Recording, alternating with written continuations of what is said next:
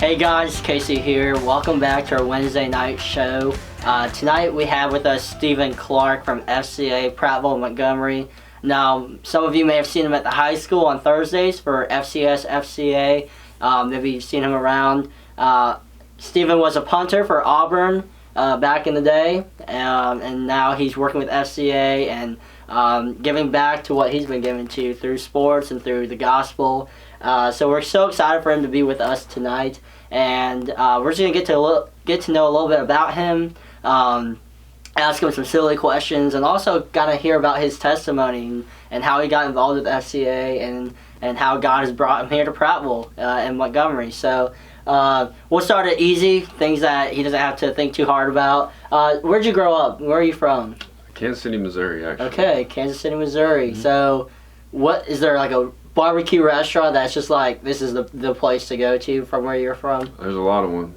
It kind of depends on what you're looking for. If you want ribs, it's probably Smokehouse or Q39. Q39's got the best pulled pork. Then they got thick brisket, and then Oklahoma Joe's has the best thin brisket. So. All right, so if you're ever in Kansas, Missouri, we have our recommendations now. Hit me up. Awesome. So growing up, what was probably the worst thing that you had to eat that your mom made maybe consistently? Like, whenever she said, hey, we're having this for dinner, you're like, oh my gosh. Nothing, because my mom makes everything delicious. Oh, good answer. Good answer. Okay, what about a restaurant that maybe that your parents liked to go to, and you're just like, I don't like this restaurant at all? I was actually blessed to be an only child, so most of the restaurant picking was my job. An only child. Okay, yeah. So you didn't have the battles of not having to go where you wanted. You got it all. Gotcha. All right, so growing up, what kind of did you just play football, or did you play some other sports growing up? I actually didn't play football till high school. I played baseball was my original sport. Okay. Threw a perfect game in the 6th grade. Wow, and nice. Then, career peaked and went downhill after that. But yeah, I ended up playing football, basketball in high school. Okay. And obviously football after that. Okay. So you said you just started in high school. What made you want to start playing in high school? Because I guess for some guys that's kind of late. You know, it's usually you go through Pee Wee and then junior high and. Well, they actually had a weight limit at where I'm from. Oh, so, really? Like, I was about 20 pounds overweight. I would have had to have been a lineman. And it's actually funny because in high school I ended up playing offensive tackle, and defensive end was my primary position. Okay. And then I just punted. Okay. So, but yeah. Gotcha. That's funny. So what high school did you go to in Kansas? It's Missouri, actually. Kansas City. My bad. Yeah. Misconception. My coaches always thought I was from Kansas too, but it's a difference. But I went to Parkville High School. Okay. Awesome. So at that high school, who would you say your favorite teacher was? Oh man, most of my favorite teachers were my coaches. Yeah. Like I know Coach Sharp. He's my defensive ends coach. And Gotcha. He always really pushed me to be better, and it was just somebody that really encouraged me a lot. And obviously there's a lot of other coaches and teachers there too. Kind of comes to mind. Okay, so you got your high school favorite. So throughout junior high, elementary, maybe even kindergarten, did you have like your absolute favorite teacher from that time? Miss Ridenauer in 1st grade. I don't even remember why. I just remember. You just remember? Yeah, she's the best. Gotcha. So, having been a college football player, I bet you've been to several dinners and several events. What is the grossest thing you've had to eat at an event that you like couldn't turn down? Like someone said, "Hey, like this is what we're having," and you said, "All right." Man, you just got a lot of gross food questions for me. I love food, so. I mean, I do too. You're making it hard. I don't really dislike anything. Okay. I mean, I got to Auburn, and it worked us out so hard. I started really enjoying all kinds of food, and I couldn't get full on just meat and potatoes. Like, that's my favorite. Yeah. But I started eating vegetables in college, so now it's not a whole lot I'll turn down. Gotcha. What has been like your most favorite event that you've been part of, whether it be related to Auburn or related to SCA or some other program? Well, I mean, obviously the games and stuff at Auburn, being able to play in that environment was incredible. Nothing I ever envisioned for myself. But, it was really cool experiences. Obviously, being a part of 2 SEC championships and going to 2 national championships and all that. But you know, it was so on that end that was really cool. I spent a little time with the Oakland Raiders, getting to play like on the Oakland A's baseball field during a few games there, and that stuff was cool. But it's kind of funny how you look back, and really the most memorable times were like, I remember where God really kind of sought me out in the midst of all of the all these things. I mean, as glorious as it was, it still didn't fulfill you, and it's like such a frustrating feeling, and and then to finally kind of find the answers to that, it was really cool. Yeah, like you've made it, and yet it's like I feel like I'm missing something. I bet that was frustrating. So growing up, what did you like align yourself with a denomination, or did you kind of seek out different churches? Kind of how what's your kind of faith background looking like? Well, I grew up Lutheran, and then it was with my mom and like my dad, and we would occasionally visit a Methodist church, and then I went to college, ended up going to a Baptist church, and I kind of out in California, it was more of a non-denominational church, and then, so I mean, I've kind of been around all of them, and it's been cool with FCA. It's like interdenominational, we call it, because we go to Catholic schools, Presbyterian schools, Methodist schools, public schools, private schools, and it's just like it's all the same Jesus. So just to be able to kind of go and communicate that, the Big C church is way bigger than all the divided small C's, and just to keep that the point. And I love how FCA, they have that unique opportunity to just go into wherever and say, hey, let me tell you the gospel through the kind of umbrella of sports and athleticism. That's really awesome. All right, so you talked about SEC championships, national championships. What was the highlight game of your career at Auburn? I would say my last 3 games at Auburn were probably my best games. It was like 7 out of my last 11 punts were inside the 10. Wow, nice. And that was like, Alabama, Missouri in the SEC championship, and then against Florida State in the national championship. So if you're going to have good games, those are good ones to have it. Yeah, definitely. And, it was really cool to go out, on that note. Yeah, definitely. Probably the 3 combined would be my favorite. Yeah, that's awesome. That's super impressive. You won't find me kicking 7 out of 11 within the 10. Well, granted, I had like dudes running like 4.240s down to get down them inside. Yeah. So it was helpful. You had some help out there. Oh yeah. So growing up, and I guess into your adult life, maybe they're different. Who would you say has kind of like been a spiritual mentor, or someone that just really was your prayer warrior, the one who encouraged you, the one who would call you and say, hey, how are you doing with the important things? It was really cool. Kind of like looking back, there's been a lot of people that have sort of had a touch on my life at different times for different purposes.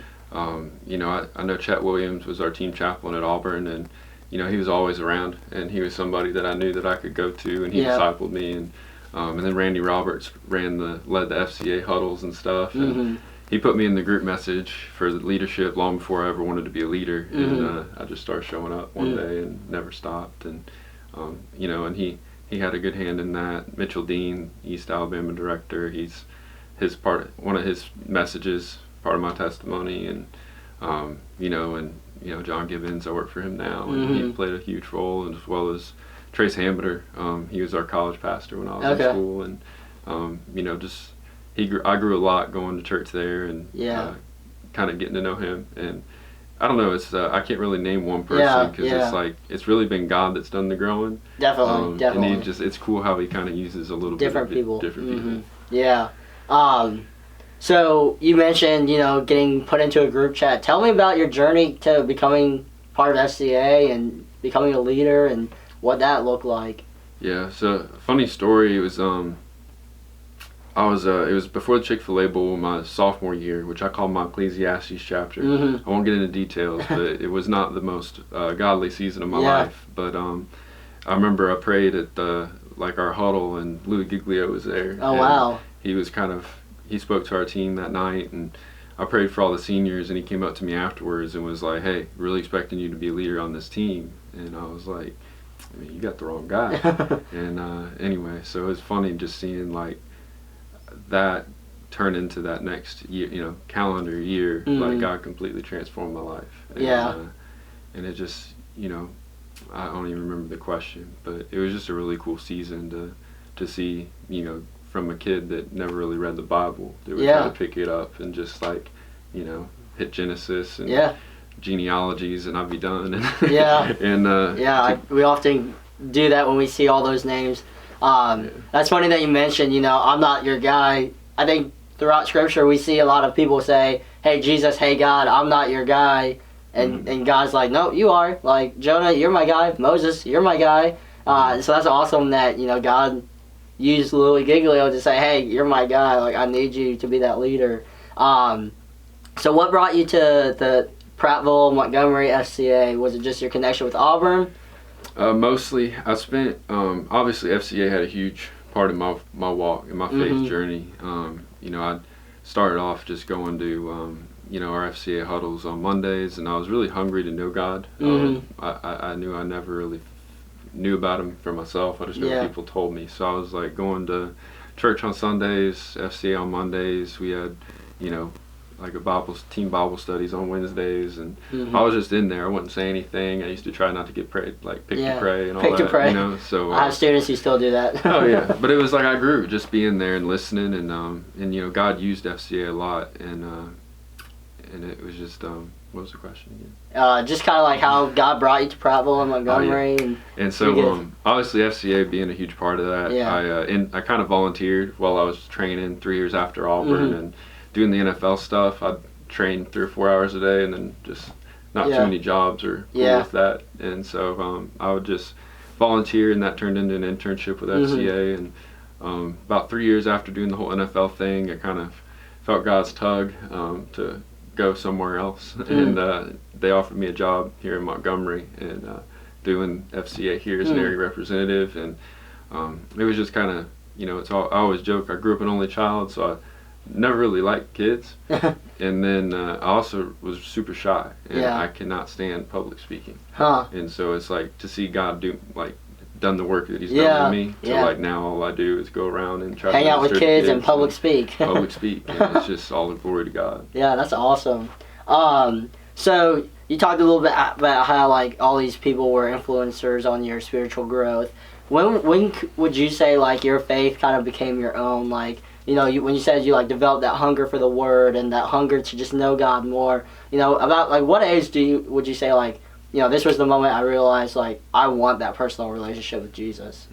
Yeah, it wasn't a day for me. It was more of a season for me. Okay. And it was that sophomore season. It was kind of like I said, the pinnacle of Ecclesiastes. But it was just a lot of things back home that my grandma got cancer, and things I had to pray for that I never really prayed much because I didn't have a reason to. And so it was like I began to kind of see God working in my life, and I kind of started to realize I never took the time to get to know Him. And then that's when I started really being diligent to go to all this stuff, and it wasn't because I had to or I was obligated. It's because I really wanted to learn.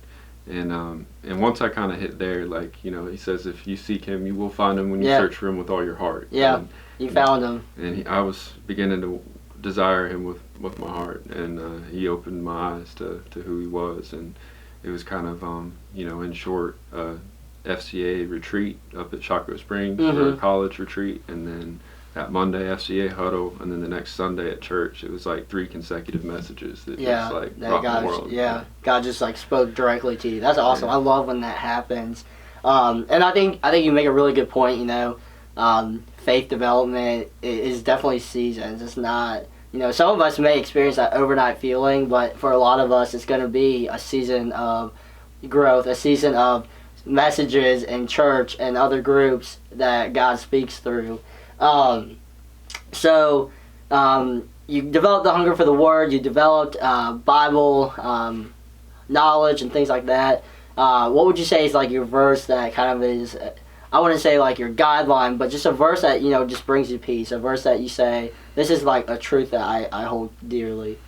I don't know if it's a super peaceful verse, but it was the first I got with Chet Williams, our chaplain, and after God kind of did his thing, I was like, I want to I didn't even know what disciples was. Yeah. But, like, I was like, I want you to, like, help me read the Bible. Yeah. Kind of a thing that I realized was kind of discipleship. But anyway, we basically would meet, and that was he made me memorize the New Testament, like, in the order of the books. And I used to be in my room, like, doing drop drills, like Matthew, Mark, Luke, John, like, you know. Yeah. And anyway, Matthew was the first one he had me read, and it was Matthew 16:26. It was, what good is it for a man to gain the whole world yet forfeit his soul?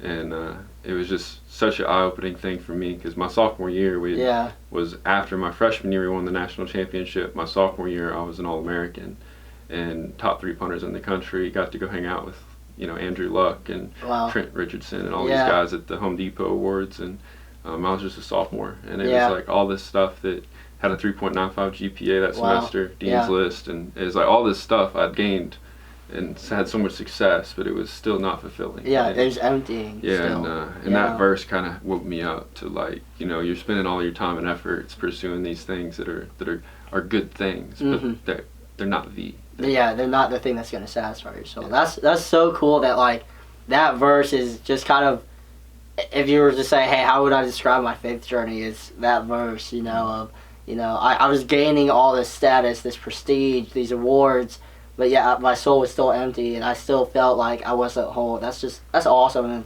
I love seeing how God works. So to wrap things up, you're with students. You're in the high schools. You're in the junior highs. Students are kind of on a break right now from school. Some of them might be doing some online learning, but I guess for you, for them, what is one piece of advice that you have for them? Well, one piece of advice would be, like, don't let this time pass you by. I don't know if ever in the history of time we've had a complete shutdown of all these things that busy our lives, and this is a season of life that all those excuses of I don't have time to learn how to read God's Word, I don't have time to, you know, to pray or to do all these things that we know we should do, but we kind of find ways to make excuses to get ourselves out of it, and I'm just as guilty as anybody. But to not miss this time, and it says, you know, draw near to God when He's near, and like during crises like this, and in times of panic, and like whenever there's adversity, is like God has a tendency to show up. But it's like, again, you got to seek Him, and you have to desire Him with all your heart. But if you do, like, you will find Him. So I don't know if anybody needed to hear that, but don't miss this moment, this opportunity. Thanks, Stephen, for sharing that words of encouragement. I echo that. That's truly what I think these students need to hear. I just want to thank you for coming on and being part of this. Thank you for what you're doing with FCA. And if you guys at home want to be part of FCA or get in touch with Stephen, I'm going to put his email in the description below. And you guys just shoot him an email and get in contact with him. He'd love to meet with you and would love to tell you more about FCA and about his faith journey. But that's all we got for tonight. So we will see you next week. Hope you guys are staying safe, you're studying the Word, and you're growing in your faith with Him. We'll see you next week. See ya.